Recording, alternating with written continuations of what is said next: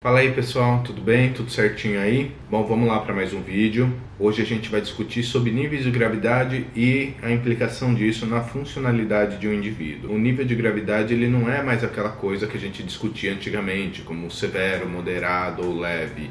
Não é mais bem assim, porque antes a gente falava assim, o cara é severo, então ele vai ser severo para o resto da vida. Não, não é assim. Hoje o que vai guiar e o que norteia, principalmente as nossas atribuições de gravidade no autismo, no transtorno de espectro autista, é a funcionalidade. Então fica aqui comigo que vocês vão entender um pouco melhor como que funciona isso. Mas antes da gente continuar, é lógico, clica aqui no se inscrever, se inscreve no nosso canal, ativa aqui o sininho de notificação, clica aqui no curtir, dá um like pra mim, por favor, né? Vai ficar legal o vídeo assim, eu saber o que é que você tá achando e principalmente compartilha esse vídeo, beleza? Então estamos combinados com relação a isso. Agora vamos em frente. Então eu peguei aqui, né, no Manual Estatístico e Diagnóstico da 5ª edição, que saiu em março de 2022, a versão revisada, mas não alterou nada disso, foi uma alteração apenas num texto inicial no critério diagnóstico A. Então tá valendo ainda e quando não estiver valendo mais, eu faço um vídeo novo para vocês e vocês vão ficar bem atualizados. O transtorno de espectro do autismo é um transtorno de causas neurobiológicas, né, causa genética, que tem uma implicação neurobiológica e que afeta de modo quantitativo e qualitativo as áreas do comportamento, da interação social e da comunicação, assim como do processamento sensorial. Essas 4 áreas afetam diretamente uma área que se chama funcionamento adaptativo. O funcionamento adaptativo ele trabalha com pelo menos 5 áreas, vamos pensar assim. A área da comunicação, a área da socialização, a área da autonomia, a área da motricidade, do aparato motor do indivíduo e, por fim, a área do comportamento adaptado. Então, para entender se o indivíduo tem um comportamento que está adaptado àquele contexto. Isso já é uma grande sacada. Perceba só, quando eu falo para aquele determinado contexto, eu estou falando o quê? Que o lugar onde ele está é o lugar onde a gente tem que olhar conjuntamente com o padrão comportamental dele. Então, portanto, é um diagnóstico e um levantamento de gravidade que ele é relacional, né? Ele está relacionado ao meio em que ele vive. Ele não é isolado, você não pega um indivíduo e aparta ele da sociedade, separa ele de todo o contexto familiar e cultural que ele vive e atribui uma gravidade. Isso é um erro. Nós precisamos entender como que é o contexto do cara para saber se aquele nível de funcionamento dele é adaptado, ou melhor, está adaptado àquele contexto. E o que é estar adaptado? Consegue se comunicar, se socializar, tem um aparato de autonomia legal, um repertório e um aparato motor bacana e o comportamento está adaptado, ou seja, ele está funcionando, existe uma funcionalidade legal para esse indivíduo ali naquele contexto. Se é assim, não tem porquê você pensar em níveis de gravidade altos, ou seja, graves mesmo, porque se eles têm uma funcionalidade, tá tudo bem, né? Tá tudo legal. Quer dizer que não é autista? Não, é autista, né? Continua sendo autista, mas com um nível de gravidade menor. Então nós temos 3 níveis de gravidade, né? Como está escrito aqui para mim. Nível de gravidade 3, 2 e 1. O 1 seria o que precisa apenas de apoio, e a gente já vai destrinchar isso melhor. O 2, apoio substancial. O 3, apoio muito substancial. Nossa, ajudei muito você, né, mamãe? Né, papai, né, profissional nesse ponto aqui. Não ajudei. Mas tem uma dica aqui, tem uma coisa que é importante, que é que ele está dizendo pra gente, precisa de apoio, necessita de apoio. Isso quer dizer então que o autismo, o nível de gravidade do autismo não está mais relacionado, como estava antes, somente ao comportamento que o cara apresenta, mas sim aquilo que o outro vai ter que oferecer para ele de auxílio para que ele fique adaptado ao contexto que ele vive. E lembrando, quando eu digo adaptado, eu não estou dizendo que você vai fazer um aculturamento no cara para que ele fique filé e bom dentro daquela sociedade. Eu estou falando de contexto de vida. Então, eu aqui na minha casa, com meu filho, com a minha esposa, enfim, eu na minha vida, eu tenho que estar adaptado, eu tenho que estar funcionando. Mas, enfim, vamos do nível 3 para baixo, então, ou para cima, do jeito que você quiser chamar. Então, nível 3, na parte da comunicação social, déficits graves nas habilidades da comunicação social verbal e não verbal, que causam prejuízos graves de funcionamento. Olha só, que o funcionamento novamente. Grande limitação em dar início a interações sociais e resposta mínima a aberturas sociais que partem de outros.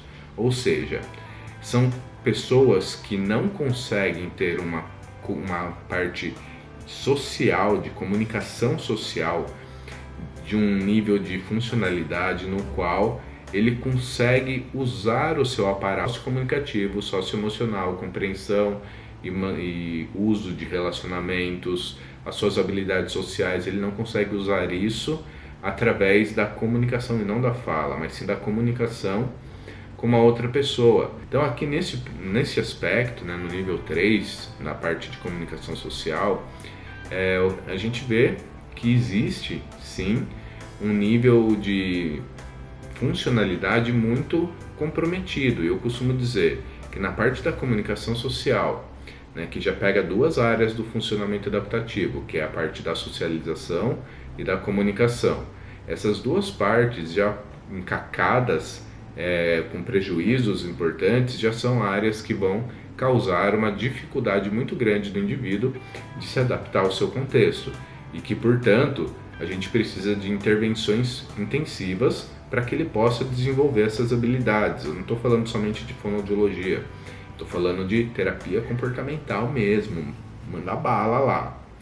Depois tem o comportamento restrito ou restritivo, né, como você quiser chamar, porque ele é restritivo, e repetitivos, que são as inflexibilidades no comportamento, extrema dificuldade em lidar com a mudança ou os outros comportamentos restritos repetitivos, interferem acentuadamente no funcionamento em todas as esferas, ou seja, ele tem um comportamento repetitivo e estereotipado que interfere em todas as esferas da sua função, do seu jeito de funcionar. Então a criança fica assim o tempo todo e você não consegue tirar ela desse movimento, você não consegue colocar ela em uma ação, né? Por exemplo, pegar uma caneta e escrever alguma coisa, né? Então, o cara que é muito inflexível, muito rígido, não consegue sair daquele mesmo ritual que ele faz, ou mesmo um comportamento obsessivo-compulsivo muito intenso, ele vai ter dificuldades de funcionalidade, ele não vai conseguir ter um comportamento adaptativo. Agora, uma pergunta que não quer calar. Esse cara, ele precisa ter uma deficiência intelectual grave? O nível 3, ele não é um nível 3 porque o cara tem um prejuízo intelectual. Ele é um nível 3 porque o funcionamento adaptativo dele não tá legal. Entendeu a ideia, mamãe, papai e profissionais? Espero que sim. Nível 2, déficits graves nas habilidades de comunicação social verbal e não verbal, prejuízos sociais aparentes, mesmo na presença de apoio. Então, mesmo quando tem alguém ajudando, o cara vai ter prejuízo aparente, não limitante como o outro, mas aparente. Limitação em dar início a interações sociais e não ausência, né, como era no outro. E respostas reduzidas ou anormais a aberturas sociais que partem de outras pessoas. Por exemplo, uma pessoa que fala frases simples, cuja interação se limita a interesses especiais, reduzidos e que apresenta comunicação não verbal acentuadamente estranha. Então, tem um comportamento, mais gestos e funcionamentos não vocalizados esquisitos.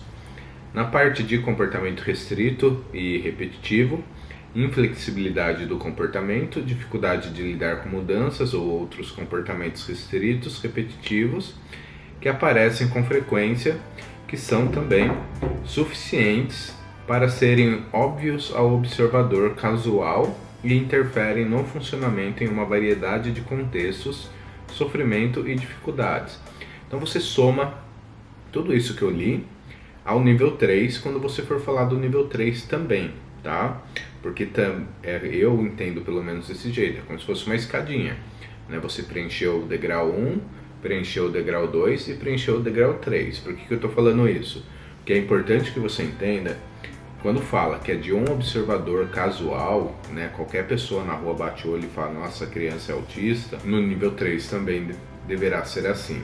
Mas perceba que sempre vai estar vinculado a comunicação, socialização, autonomia, motricidade, não aparece aqui de um modo claro, mas está vinculado, e a parte de funcionamento adaptado. Então, se você não avaliar o funcionamento adaptativo do seu aluno, do seu filho, do seu estudante, do seu assistido, do jeito que você quiser chamar, exceto filho, né? Se você é mãe ou pai, chama de filho, né? Pelo amor de Deus, não de paciente. Enfim, você vai ter muita dificuldade para entender qual que é o nível de gravidade que ele está, se ele está entre um e o outro, que existe essa possibilidade, e entender o laudo, né? Que muitas vezes o laudo vem nível 3 e você vai usar pro resto da vida. Não, a terapia vai fazer com que, para fazer pelo menos, com que o cara evolua. A gente trabalha para que ele evolua, não para que ele permaneça com os mesmos aspectos restritivos em funcionamento adaptativo, né? Então, pera lá, senhor profissional, se o indivíduo não está aprendendo, lembra que a culpa é tua, tá? Principalmente tua.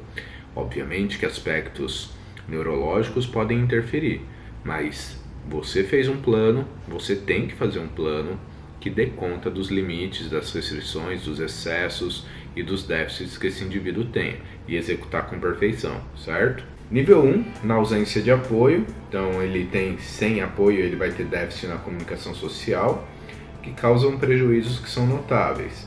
Dificuldade para iniciar interações sociais e exemplos claros de respostas atípicas ou sem sucessos a aberturas sociais de outros. Então ele tem dificuldade na parte comunicativa e social. Pode apresentar interesse reduzido nas interações sociais. Por exemplo, uma pessoa que consegue falar frases completas e envolver-se na comunicação, embora apresente falhas na comunicação com os outros e cujas tentativas de fazer amizade são estranhas e, às vezes, comumente mal sucedidas.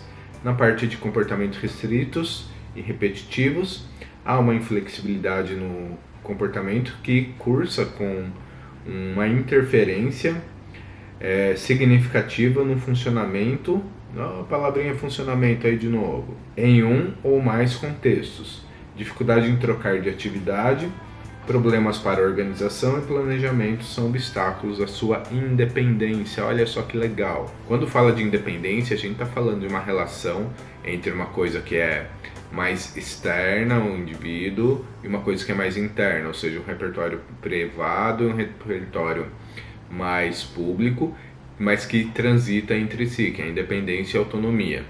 Então, neste caso, se não tem funcionamento adaptativo na área de comunicação, na área de socialização, como eu li aqui, na ausência de apoio, e vai precisar de apoio para isso para sempre? Não, se a terapia for boa, a gente consegue que ele consiga não ter apoio para sempre, de um modo muito intrusivo, mas que ele possa pedir apoio. Por exemplo, ele mora sozinho, mas ele liga para alguém para pedir auxílio para alguma coisa. E a parte de independência, então, ela mostra pra gente, cara, você precisa trabalhar as questões de funcionalidade, como que esse indivíduo vai funcionar na sua sociedade, não na sua que está assistindo, nem na minha, mas na sociedade que ele vive.